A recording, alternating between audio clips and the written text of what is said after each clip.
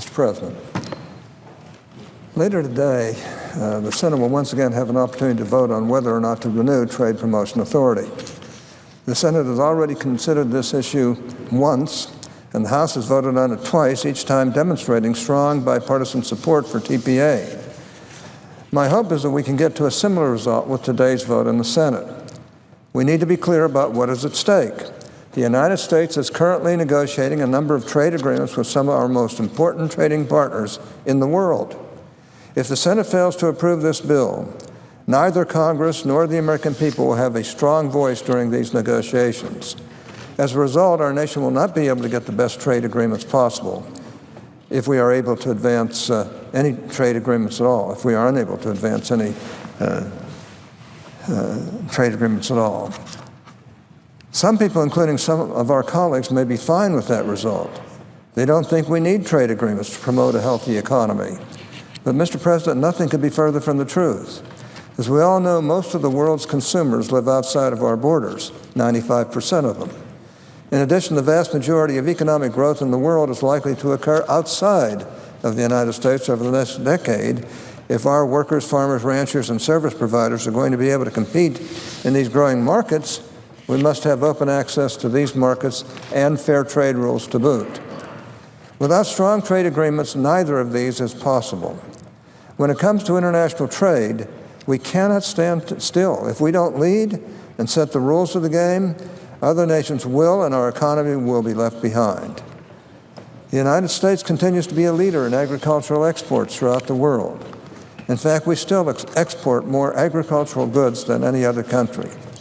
In addition, the United States continues to boast an enormous manufacturing base that supplies consumers in every corner of the globe. We also lead the world in technology, digital services, and innovation. Indeed, not only do we lead the world in creation of intellectual property, America essentially created the modern digital landscape. The U.S. also continues to lead in trade and services, exporting more than $700 billion in services in 2014 alone. That is more than twice as much as the United Kingdom, the world's second highest services exporter. I ask unanimous consent that the parliamentarian let me know when my 10 minutes have expired. The senator will be so notified.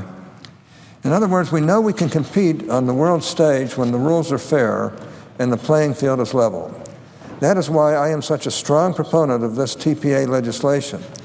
This bill, which is the product of a great deal of work and a lot of bipartisan cooperation, will have a powerful and positive impact on industries throughout our economy, on consumers, and of course on American workers as well.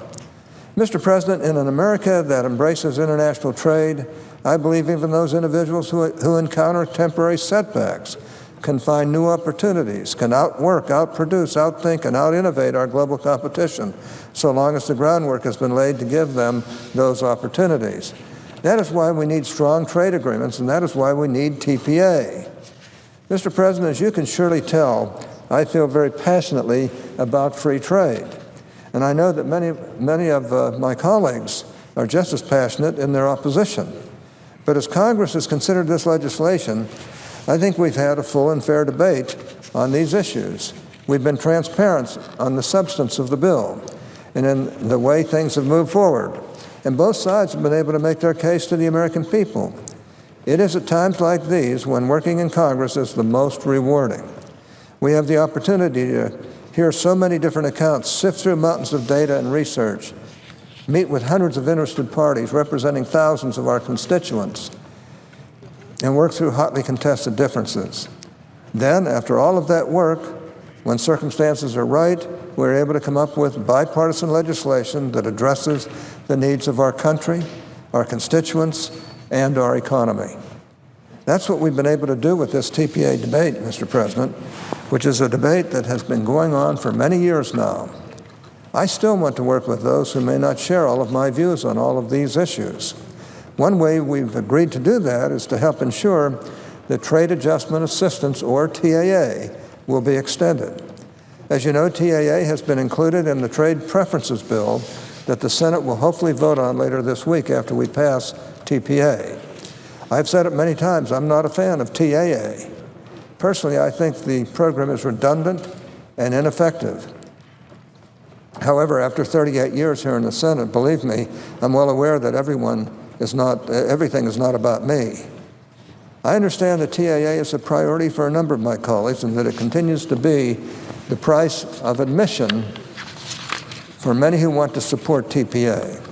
The Senate Majority Leader recognizes this as well, which is why he is committed to ensuring that TAA gets a fair vote here in the Senate and fair opportunity to pass. Throughout this process, we've done all we can within reason to accommodate the concerns of senators. I am very appreciative of all the support we've received from members on both sides of the aisle. We couldn't have gotten this far without that support. Now it is time to finish the work, to pass this bill and get it to the President's desk. We need this bill to ensure that our constituents' voices are heard in the trade negotiating process. We need this bill to give our trade negotiators the tools they need to get a good deal. And we need this bill to expand access to foreign markets so that we can grow our economy and create good, high-paying jobs here at home. That, Mr. President, is what this bill is all about and why we've been working on this process for so long. We're very close to the finish line, Mr. President. We need just one more burst of energy and a few more steps to get us there.